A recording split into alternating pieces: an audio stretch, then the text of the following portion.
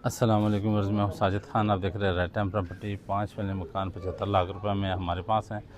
पानी और बिजली मौजूद है। आइए आपको अंदर से दिखाते हैं। जैसे कि आप अमूमन देखते हैं, बड़ा कारपोर्च के साथ सीढ़ियाँ जा रही है और इसके साथ ये अटैच वाशरूम हो गया और ड्राइंग रूम है। सॉरी, ये ड्राइंग रूम हो गया बड़ा बेहतरीन, और इसके साथ वो वाशरूम है। ठीक है जी, ये अटैच वाशरूम। ये हम आ गया टीवी लॉन्च में। इस तरफ किचन है बेहतरीन, और ये टीवी लॉन्च है। ये पहला बेडरूम,